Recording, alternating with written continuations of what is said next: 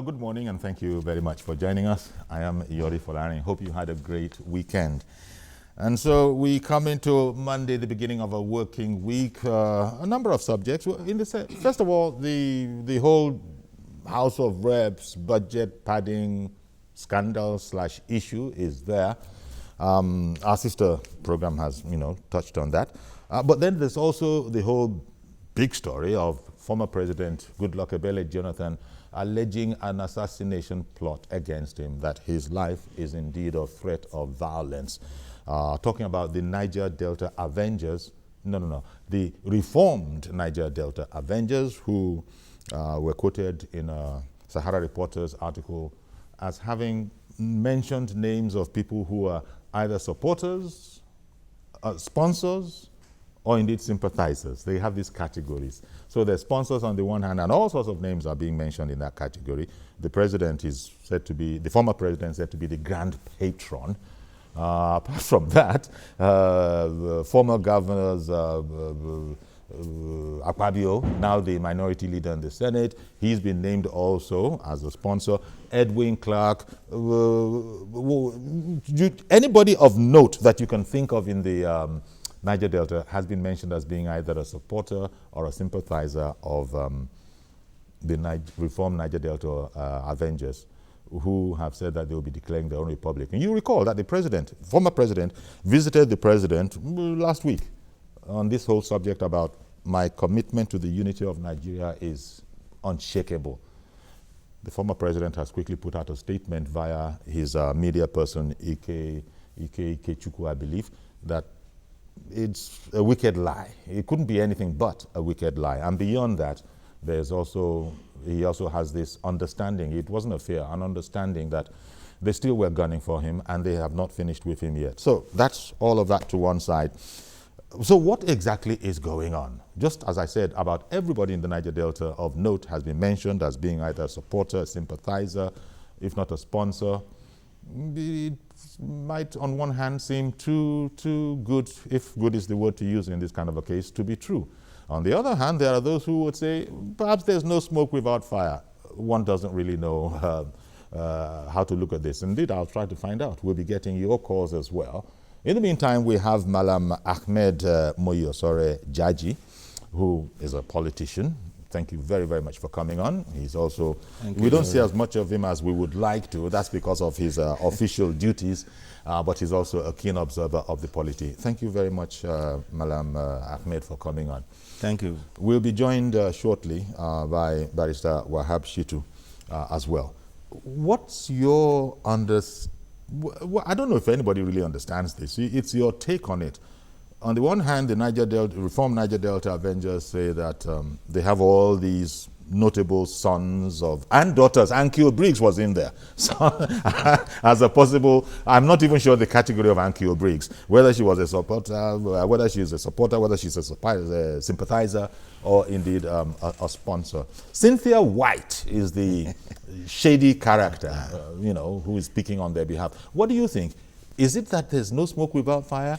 Or is it that, everybody's been mopped up in that list? What do you think? You see, from the beginning, one needs to look at the modus vivendi. What is the motive of the reformed Niger Delta, whatever? I want to believe that they are a reaction to the original and nihilistic, Niger Delta Avengers. So whatever they will do will be an antithesis of what the Niger Delta set out to do. So from that point of view, I wouldn't be surprised with the kind of allegations going on. You can remember when Boko Haram first started, what the northern big boys, what they did was everybody went underground. Nobody wanted to be associated with the Boko Haram people. Even most of them relocated to Abuja. And the same thing as it is happening now. Yeah. The ferocity of the activities of the Niger Delta Avengers, whether we want to accept it or not, had been very, very, it has a deleterious effect on the economy of Nigeria. And if a body should now come up as opposed to what they stand for, and they are now reeling out these names, I mean, as you rightly said, there might not be smoke without fire. But all said and done, people like Chief Clark, his body language speaks a lot about his intention, even if he's not, you know, a sponsor of, you know, the Niger Delta Avengers activities. This is a group that has been, you know, harassing people all over the place. You kept mute all along. But when the government now started reacting, the state, you can't beat the state. The state is all powerful, apart from God. The only thing left as a powerful entity is the state. The state now started reacting. You now remember that you have sons, you have daughters that should not be killed. But you could not tell your daughters, your sons, not to be killing others. You know what, Malam Ahmed, let me just take a very quick break because I was saying that Barrister Shit will be joining us. In fact, we can do that about now. Stay with us, please. We'll be right back. It's up to us, all of us. The safety of our communities is in our hands. The police need our help and support. Boko Haram threatens our lives, our future, our country. But Nigeria belongs to us. God has blessed us with this rich land. Let us protect her as we protect each other. Report any criminal activity. Call these numbers. Your call is anonymous, and it is vitally important. Your support so far has been critical. Continuing it will make all the difference between a Nigeria of the fearful and a Nigeria of the free. Protect each other, for we are not terrorists. We are Nigerians. A message from the State Security Service.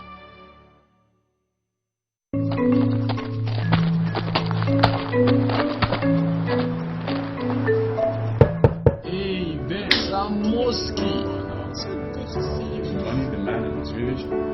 Oh, look at and he said, why?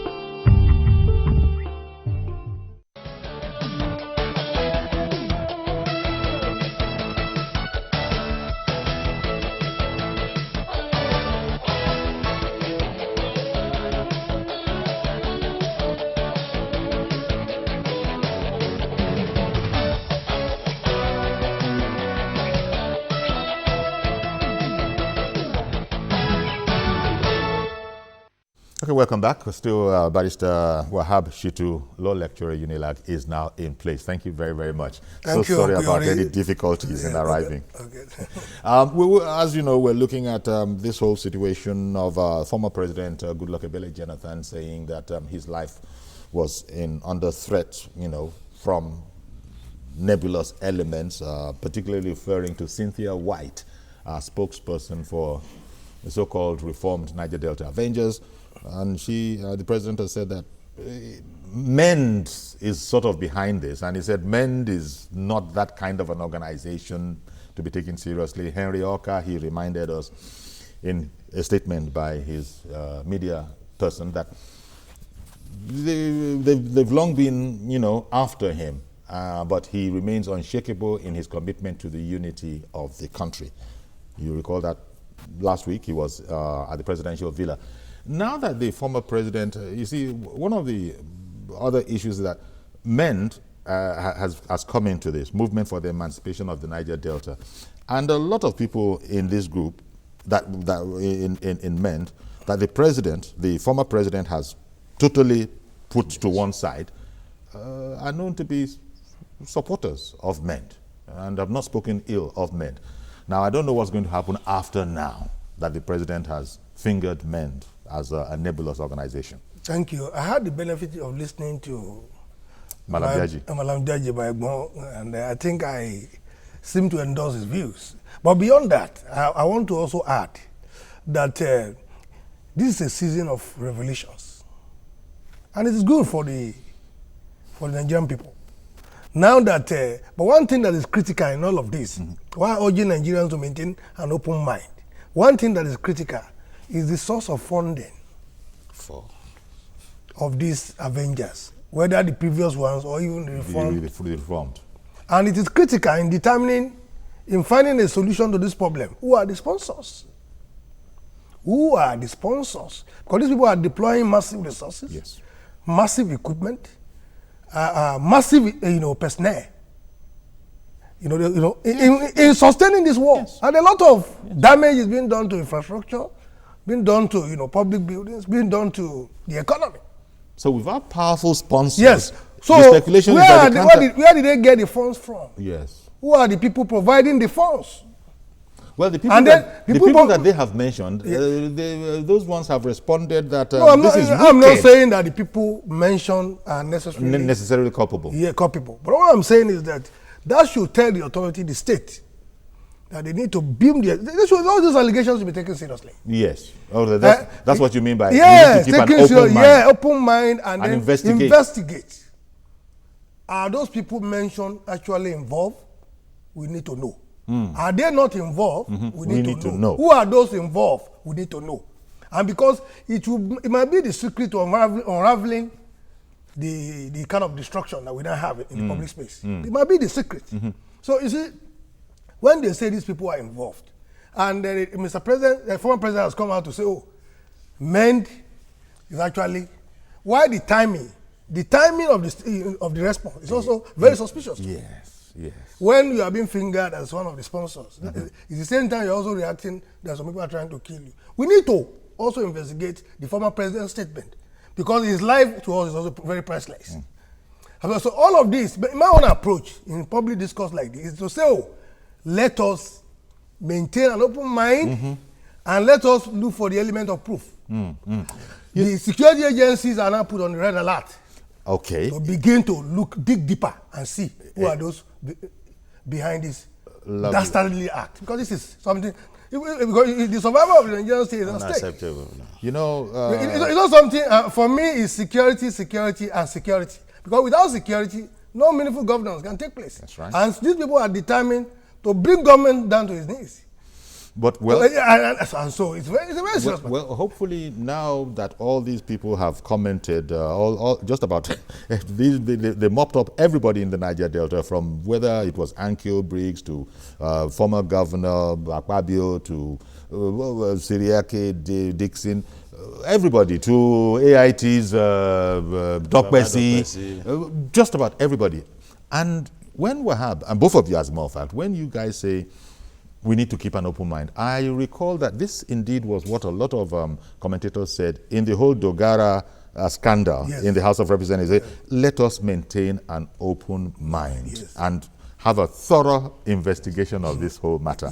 And you recall that the way that one is shaping up now, I think over the weekend you would have heard something about Dogara needs so many, whether 28 more signatures to prevent himself from his whole house revolting against him. Again, if there's no smoke, you can hardly, see fire. So what exactly, maybe there's plenty to be said for, let us maintain an open mind. Once these allegations have been brought out in the open, shall we just thoroughly investigate them, and so we then know what to think? You see, Nigeria is now turning into a topic per week nation. And you see, when you are getting not a topic per week, a topic per day. If not per day. Because a purported scandal per day. We were very busy last week, our budget padding. And some of us had to go and do a lot of researches. It's still on, no? Yes, to see whether budget padding is really legal, or is even ethical. Or whether it is even an offense. An offense. Because it's not some. A lawyer might tell you that since he has been studying law, I've never seen anywhere where they wrote budget padding as an offense. But if you go to the dictionary will give you 3 meanings. And the last one has to do with padding of government finances with intention of. I was just looking for Barrister Shitu's wahala. Because so when you look at it that way, I think the former president alleging that people want to kill him or one is another diversionary tactics. You think? Yes, because when did the romance between him and Mend, when did it come to an end? Because I remember when there was the first bomb explosion at Eagle Square during the infancy of President Jonathan's administration. He was the first man to come out to say, no, you absorb Mend of that thing. And I now said, and a lot of people were saying, won't you wait for proof?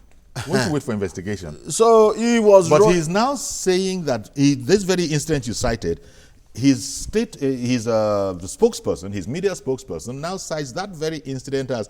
You remember when they tried to embarrass the young administration of GEJ with that particular event? But but I want it to be controverted that the former president never defended men as at that time. And I don't think, even if Oka were to be in Nigeria today, he wouldn't have been a free man.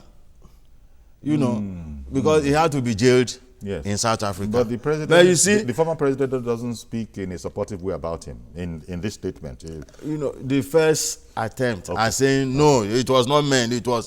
That gives one that suspicion, and it's still until... But what we are now saying that it is that those who made the allegation in law, they say the onus falls on the accuser.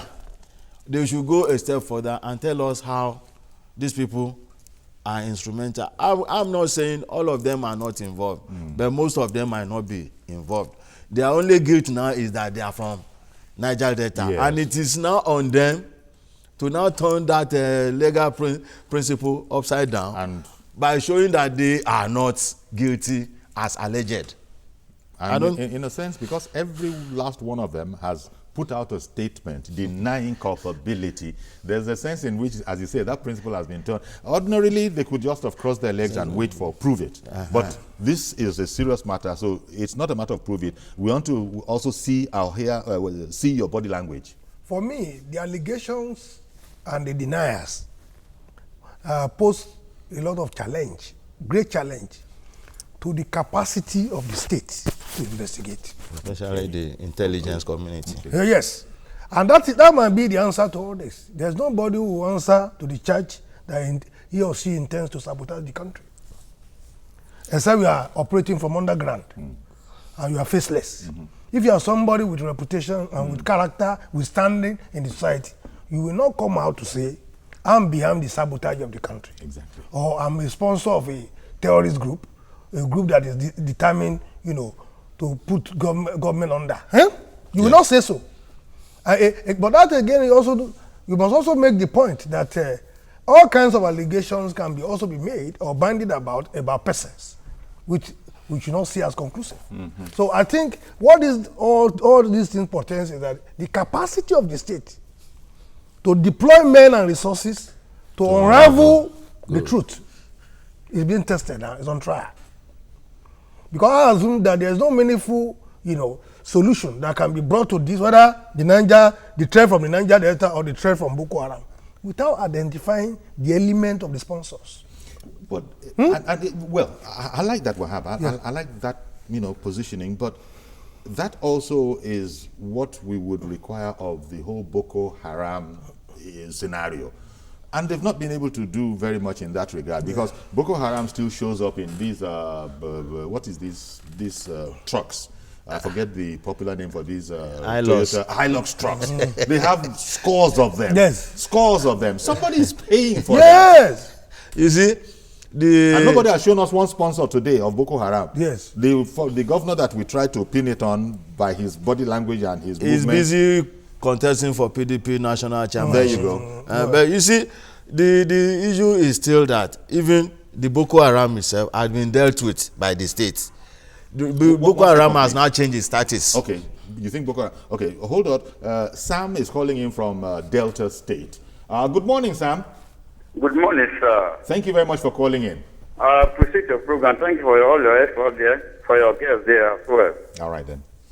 I want to contribute this very topic. See, good luck saying that men want to assassinate him. He's free to say so. He said that he didn't know about the Niger Delta Adventure sponsor. I'm from where Riverine Community, Brusty Local Government, Delta State. This Niger Delta Adventure is, we don't support this because this is a selfless interest. People are so neglected in this area. People are not happy. The Niger Delta people, youth, the unemployed people are not happy. These people that are raising this thing, they are fighting for their own interest. Therefore, federal government should tread caution. If the dialogue today, tomorrow another group will come out and cause havoc again. Therefore, federal government should tread caution and all those our guests there, I appreciate their analysis, but we should not ignite fire on this issue. We just tread caution because these people, that we know what we are facing, we know what we are passing through. People are not happy. The underlying word is here that people are not happy for this area because we are so neglected. Therefore, the guests are speaking very well, but let's tread caution on this issue. Thank you, sir. Thank you very much for calling in, Sam. Sorry I interrupted you, Moyo. And what Sam is contributing there is that, look, the generality of Niger Deltans, they are no different from all other Nigerians. Yes. They're suffering. There's just an elite group that seem to be, having the multi-billion naira accounts. But most of us, Sam was complaining about neglect. But for all of that, it still doesn't take from the fact that very, very serious allegations have been made and robust denials have also, been made. Provided. Like Wahab rightly put it, this is the best test for the Nigerian intelligence community. I mean, you cannot do this in the US.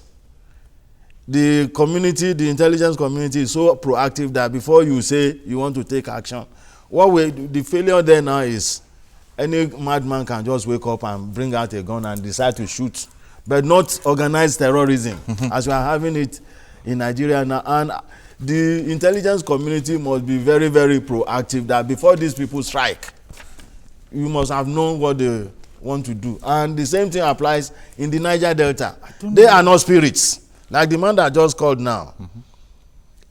Ask an average Niger Delta man if he supporting what is happening now. No. But because some people have seen Asari Dokubo engage in this, taking arms against the state, he made millions of naira. He's now in Benin Republic building universities. Dollars, you mean? Millions of dollars. Now, the source of income for these people is through bunkering. What steps have we taken as a state to ensure that all the illegal refineries littered all over the Niger Delta has been, taken care of? Decommissioned or whatever. Okay, Ada is waiting in Kaduna State to join this conversation. Sorry about that. Good morning, Ada. Please go ahead right now.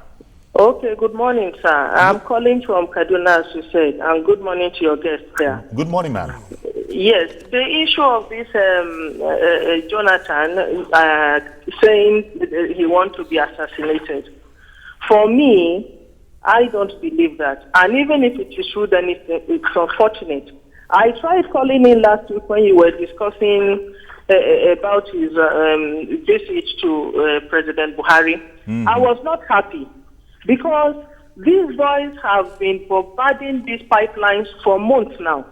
And we never heard anything from the former president, only for him to come out that he has been secretly meeting the chiefs of his environment to see that this thing is brought to an end. And I want to say that is because they have seen the presence of the military there, training and surveying the area to see how they can begin to strike.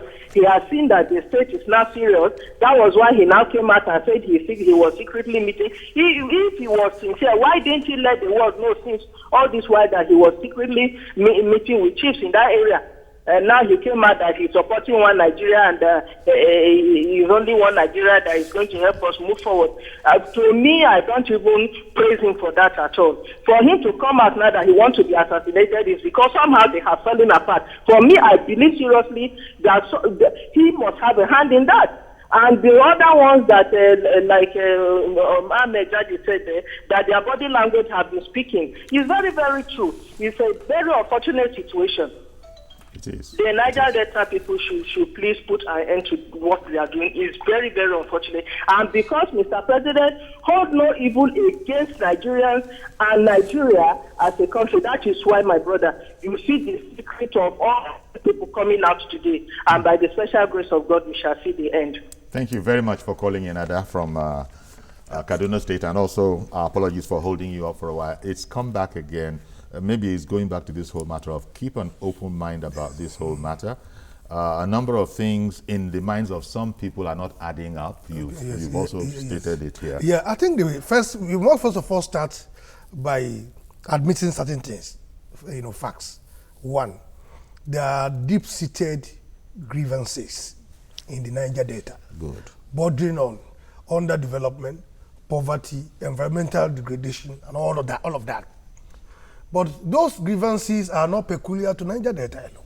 They are also everywhere, where it is the degree that varies. Mm-hmm. Secondly, government is over the years has been making conscious attempts to address the developmental challenges in the Niger Delta. That is also true. Three, during the Jonathan era, we do not have this kind of bombings, destruction, and vandalization of pipelines. We didn't. What is the factor responsible? What was Jonathan doing that this government is not doing to curb that? And why the sudden, change in attitude? Is it because the Niger Delta region has lost power now? Or because of the theory that, during the Jonathan administration, Boko Haram made his administration ungovernable, and that now also the Niger Delta, Avengers also wants to make the administration of Buhari ungovernable. Is that the theory? What about the facts? One thing that is clear, and that is why it is not beyond the denial by the former president. He needs to do more. Okay. Because even before this public accusation, there were discussions in beer parlors and some other places to the effect that there's no smoke without fire. So I think again we also know that elements who have been indicted, Tompolo and some other people, were very, very prominent during the administration of Jonathan, and that it is possible that the former president can also talk to them. Yes. To these people. And these people were also supportive of men. Yeah. So what I'm saying is that I don't want, like I said, what is important at this stage is the survival of the Nigerian state. Okay. I listened to the former president in Asoro the other day, and his position is that he is for national unity. He has to walk the talk. Okay. Beyond just rhetoric. Awal from Agege, good morning. Thank you for holding on. Yeah, good morning, Mr. Yori. Thank you very much for calling in, sir. Yeah, Mr. Sam, the first caller that called just now. Yes. I disagree with him by saying the Niger Delta Avengers and the others have been neglected in their state. What about the Niger Delta Ministry? What are they doing? Where is the money that has been pumping into that ministry? What are they doing with it? Then they will say somebody has been neglected. What are we saying? For God's sake, go and meet your elders, your chiefs, whoever is in charge of that. He should produce the money the government is giving to them. Why are you just saying whatever you like? But Sam generally was what Sam said. I just wanted to make that distinction. He didn't talk about anybody neglecting, he didn't even care about that. So if you've gone, I just thought I'd just make that clarification. Sorry, if I may just add. Are you still there, Mr. Awa? If the whole agitation is to ensure the development of Niger Delta, and then forestall the underdevelopment that is perceived to be going on in Niger Delta. Can that be achieved by massive destruction of facilities and semblance of development in that area? Because the Avengers are attacking all installations and all pipelines in Niger Delta. Not anywhere.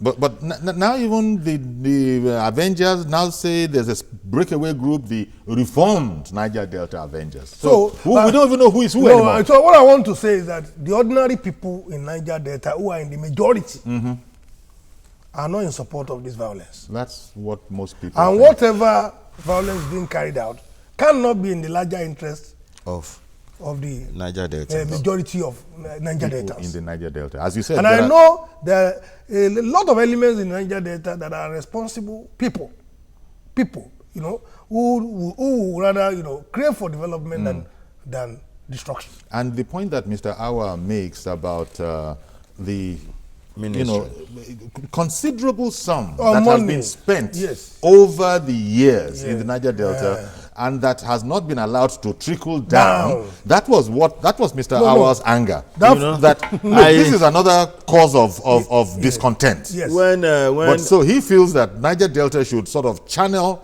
as a people, not as all these militant, but as a people should channel their grievance to their elders. I mean, the enemies within. As at 1999, in the capital town of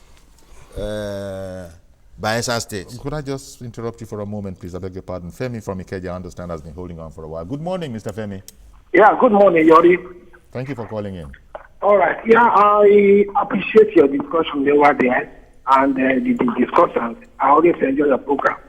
I want us to really consider GEJ for what he has said. That it could be that because he agreed to the defeat in the last election, and this does not go well with all these cronies, that is the reason why they themselves decided to revolt whatever, because all their sources of getting unwarranted income had been blocked. So maybe so in your theory, they blame GEJ for that, and that's why they're now turning for him. Yes. It could be. Please let us consider that and let us protect this man. He might have done too badly in the government, but let us consider his life. That he, for once in Africa, and in Nigeria in particular, accepted defeat. And not being, to further, not furthering the economic interest. Interesting theory. Yuri, I think I am in sync with the thoughts of the caller, Femi from Ikeja. Because you need to look at it from the beginning. Before even the 2015 election took place, somebody like Asari Dokubo said they will kill Jonathan if he decided not to contest for the presidency. Now, when Professor Atairu Jega was about concluding the announcement of the results, we knew what happened. If that man had succeeded that day, what's the name? Orubebe. Orubebe. If he had succeeded with his drama, the announcement would have been, aborted, and we will now get what we are having in Kogi, inconclusive election. So to some extent, maybe I'm in sync with him, and we need to, look further. That, well, as you said, some people are very, very to be investigated. We need to have an open mind. I think we can't state that, conclusively. But what I was about saying before was that when in 1999 we were told that there's only one major road in Yenegoa from the beginning to the end. And when Jonathan became the president, I had cause to tell a friend that Jonathan and John Mahama in Ghana, because of accidents of history, in that of Nigeria, Jonathan was, organized to be the president through the instrumentality of our Baba Inota. Make Yaradua, a patently sick man, the president, make somebody from the minority area the vice president. The same thing happened in Ghana. That if these arrangements had not been made, maybe John Mahama, a minority in Ghana, might not be president today. And the same thing in Nigeria. If Obasanjo had not done the arrangement he did, trying to play God, maybe Jonathan, a minority man, might not have been president. And when he now became the president, some of us felt that, yes, this is the right time to develop the Niger Delta. I read a lot of books. But people have said from there, elders have said from there that, I'm sorry, Jonathan is our son, but he disappointed us. That is why the information machinery of the federal government is very, very bad. Okay, they should be hammering on this. Remind them if they don't want to remember. Apologies for keeping you waiting. Please go ahead now. Stephen from Badagry. Hello. Hello, Mr. Stephen. Hello, Mr. Koyori. Good morning. Good morning, sir. Yes. I want to say I appreciate your program so well. Thank you very much. Hello. Thank you very much for the compliment. Yes. And I want to say good morning to your guests here as well. Thank you. Good morning, sir. Yes. I want to disagree a bit from what Mr. Wall said. Okay. You know, some of us who are from this region, we know what has happened in time past there. When you said there are people who were appointed as maybe Niger Delta Ministry, either as a chairman or whatever, the people who overseeing those ministries, I see it as an insincerity on the part of the government, because if you give somebody an appointment, you should be able to monitor the person. I think it's just a way of settling a political associate in time past. I want to say the present administration is going to correct that, because if the people are fed up, this is the place I came from. The people are fed up. Ordinarily, when the people see the presence of governance in these areas, I can tell you the people will fight for this community. The people will take up arms against these so-called Avengers and all of that, because they are not doing the communities any good. But when the people themselves are helpless, when the ministries that be are not even responsible to them, they see every other option that claims to be fighting for them as if they are their messiah, even when they are not. The truth about this thing is that whether NDDC or Niger Delta Ministry or whatever name they christen it is not working. It's a way of settling political associates. If the government are sincere, for instance, on Koyori, you give me an appointment for a job, an assignment. You should be able to ask me, what have you done with the money I gave you? What is the impact on the people? The government should be able to hold their appointees accountable to this, but they are not doing that. Okay. It's just a form of political, to settle political associates, and that is why you see this degeneration. For God's sake, how can you explain that the same place my grandmother is toileting is the same water she's drinking from? Good. And when she now see people who claim to be fighting for her, she'll be happy thinking they are doing her good. Okay. They will become some mini hero. Please, I want us to take this challenge fundamentally. If there's no need of trying to treat ringworm when leprosy is there, the problem should be sorted out. The people are looking at the government to protect them, and not one appointee or the other. All right. The government is still the presidency or the governor. They are the people that the people are looking up to, and not one avenger or anybody. The people that appointed them, if they are not calling them to order, then the people will lose hope. For instance, please, Uncle Yori, let me tell you, if Mr. A has come to be a Niger Delta NDDC chairman and leave with all the money voted to him, and nothing was done to him, Mr. A come, Mr. C come, Mr. D come, the people will simply, make their judgment. And anybody that is coming to fight for them will be seen as a messiah. The Niger Delta Avengers, for me, as far as I'm concerned, is a criminal activity. They are doing nobody any good. Okay. They're bastardizing the region the more. All But right, the then. people are being cajoled to think that they are fighting for them. Like one of your guests said there, some of these people are building universities across the country and over and outside the country and all of that. Are they also fighting for the Niger Delta people? So let us take the challenge, fundamentally. I think we can get to somewhere. Thank you very much. Indeed. Thank you very much for calling in. The other issue I want to ask is, in unraveling some of the causes of this, what of the amnesty program? Who are the beneficiaries? Who are the beneficiaries? Where are they? And what is the state of the amnesty program now? Is it the support previously being given in the name of amnesty Has gone down. is said to have been withdrawn, or why was it withdrawn? Is there what is the status report on that? On that, so that we will take a holistic approach to this issue. But I'm also in agreement with the last speaker on the need to develop. Yes. Because we've been hearing that cry over and over and over again, as Stephen said, from calling in from Badagry. And he suggested that when developmental initiatives are perceived in the Niger Delta, he feels that most of the troubles will go away. But it is because the people are not sure anymore that any jackass calling himself one acronym or the other is now viewed as something of a messiah, since we're not getting anything from the legitimate channels that we're looking to, namely the governors and government. We've had a gentleman in here, I think it was a Shekiri gentleman. He came in his full, regalia, ethnic nationality regalia, to say that if the federal government wanted to really sort this problem out, declare the Niger Delta a federal territory. You can imagine that what is going to come after that is, so that it can be developed like Lagos, so it can develop like Abuja. Those two will follow. That we are the goose that's laid the golden egg that you are now using to develop all those places. No, you see, he has a very good point.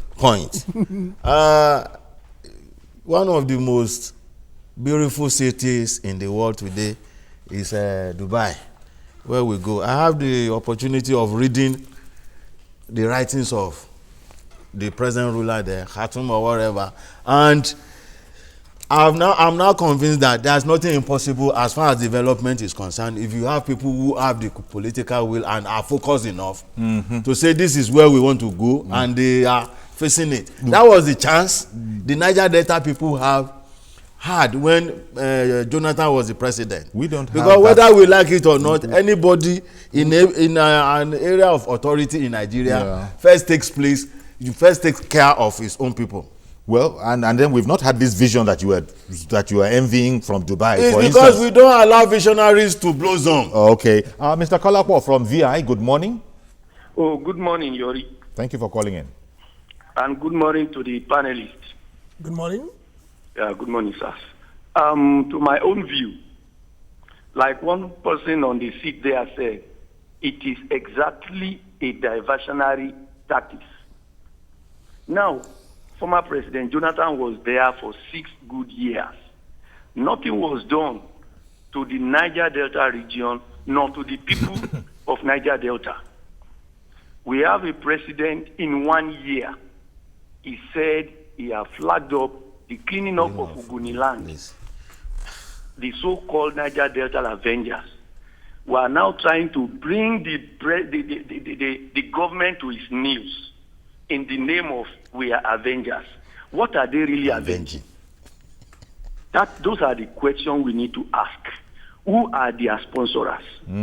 Since they started this program, their destruction, nobody from the Niger Delta region, the so-called leaders, no one among them that has ever come out to say or to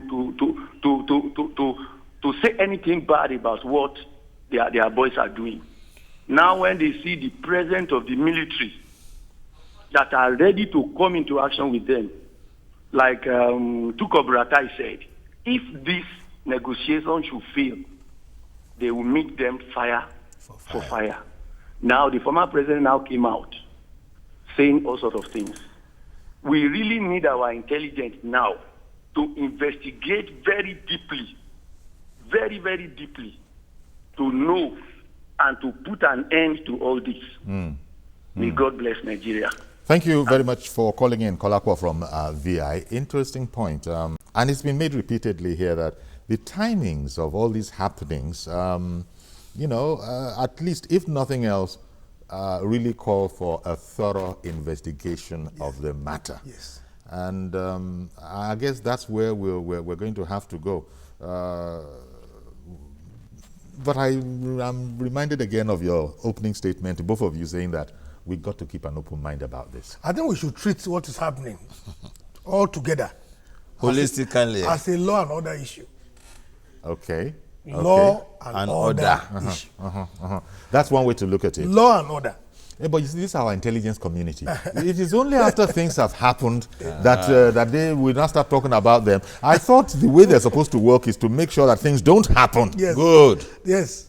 So what's going? Where did they do their own training? The training, that is what we have to hammer now on.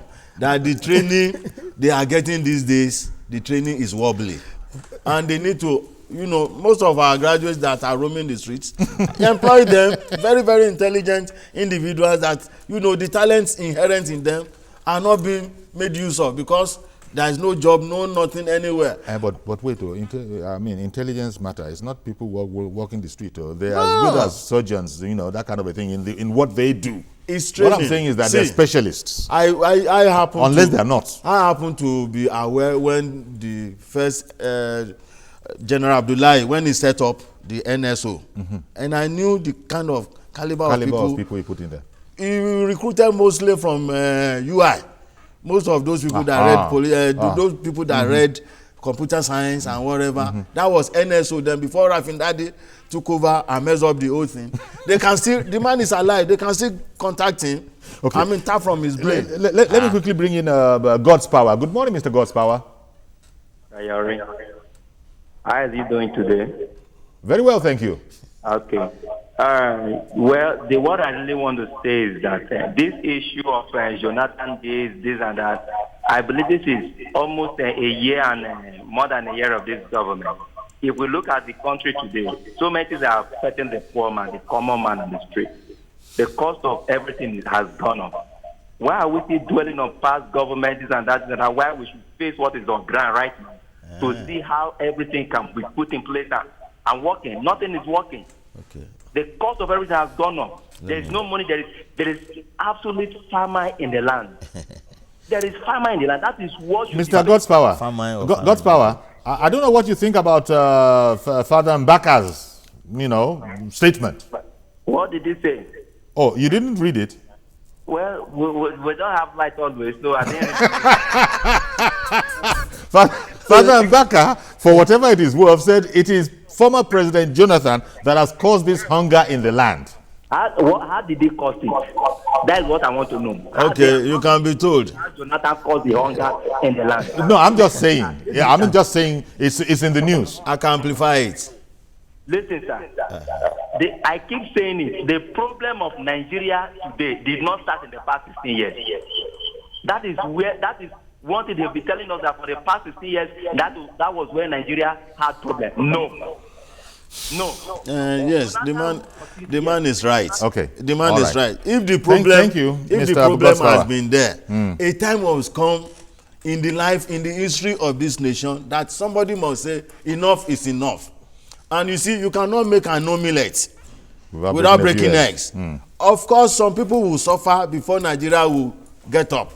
Nigeria is at the precipice now, and some people are working very, very seriously to drag it back so that we can have a place we can call our country.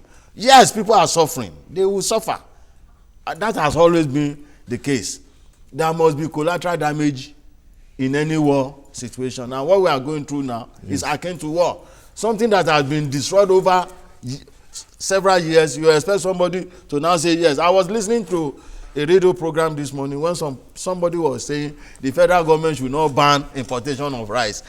Japan became what it is today because its leaders after the Second World War, they made up their minds that this is our country, we are closing it to any other influence. And Japan is what it is today because some people suffered as at that time to make those who are Japanese today it goes back to what they are. We spoke earlier about visionaries. You mentioned Dubai in a similar context. But Mr. Craig from Ikwaja, good morning. Good morning, Chief Yori. Just Yori will do. Thank you very much. Don't worry, we'll give you a title formally. My little contribution is just that, people are spoken well, to be candid. But on the NDC, somebody spoke. Fine, it was a very good point. But as they consider the 13% derivatives given to the government, and what is their state government doing? Do you know Bayelsa is holding about seven months' salary? And Bayelsa, I doubt if their population is up to Alimosho in Lagos State. With the allocation given to Bayelsa, they should even be paying in advance. I wonder why they are now holding, and people in Bayelsa are crying foul on the federal government only. They should start from their local government, from local government to state government, then to federal government. If they will be seeing changes, that's number one. Then number two, somebody spoke on the government should take focus and forget about what has happened. Then that person didn't really know what is called a linear chart. What has done?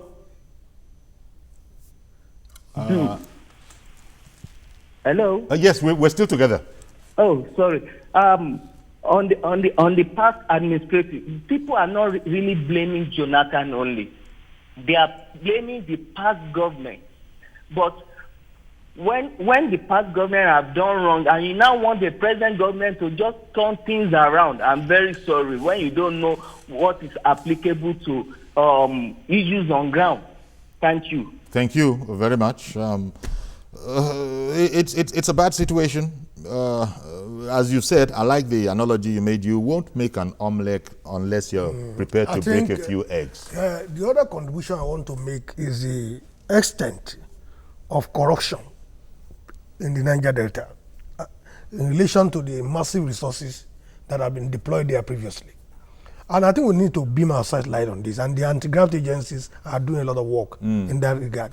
A lot of resources that ought to go to the development of Niger Delta are being taken out overseas. Yes. Capital flight. Some of the leaders who are supposed to be leaders of Niger Delta are appropriating the resources of Niger Deltas for their own personal use. Please, where is the all you need to do is to go abroad and see properties and being deployed, resources that ought to come from belong to Niger Delta people. And the Niger Delta being taken outside the source of Niger Nigeria. Deltans themselves are not outing these people. It is the Niger Deltans that you would think would be outing these people. Where is Tony Uranta, for God's sake? This is the time I want to listen to somebody like Tony Uranta. We are of the same age group, and I know how he is very, very passionate about the Niger Delta issue. But the fact still remains, see, this is a practical example. I have a nephew. And the Niger Delta issue and MEND, and now that the former president, has distanced himself from MEND, has called it Henry Oka and all of the, there was a time they used to talk about Henry Oka in hushed tones. Yeah. Now the former president has thrown him under the bus entirely, that these are criminal elements that are out to get me. But God will not permit them. Again, I want to say that we need to be very, very fair to Buhari. I'm not trying to hold for, Buhari inherited a lot of decay, a lot of rot, a lot of mismanagement of our resources. And we are seeing some of them in the open now. A lot of resources that ought to go for development. And this is a leader who is very honest to say, nobody will be spared. Enough is enough. I think we should give Buhari time to repair this country. Indeed. And in the meantime, let the intelligence community. Yes. But one thing I want to just add, law and order issue is a federal government responsibility. So this has to be investigated. Yes. This has investigation, and then, but Buhari, I think, is a sincere leader. Okay, then I think a lot of people will say amen to that particular aspect, if nothing else. Thank you very much, Malam Ahmed Moyasore Jaji, politician, and Barrister Wahab Shitu. I want to thank you very much. As always, when we're having fun, we run out of time. I'll see you tomorrow, God willing, with a fresh edition of the program. I'm Yori Folani. Bye-bye for now. Thank you very much, gentlemen.